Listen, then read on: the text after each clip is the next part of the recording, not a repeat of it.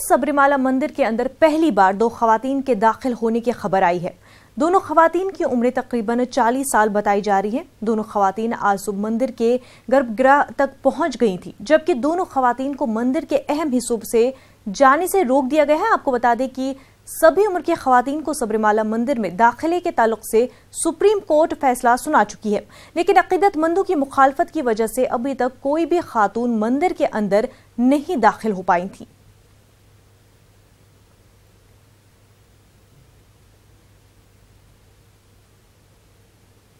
दिल्ली में सख्त ठंड के दरमियान यूपीएससी की तैयारी कर रहे उम्मीदवारों का एहतजाज जारी है।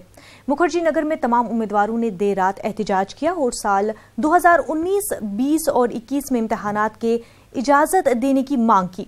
यूपीएससी उम्मीदवारों का कहना है कि सिविल सर्विसेज एप्टीट्यूड इम्तहान की वजह से जो लोग गुज़िश्ता बरस इम्तहानात नहीं दे पाए थे, उन्हें आइंदा सालों में इम्तहान देने का मौका दिया जाए।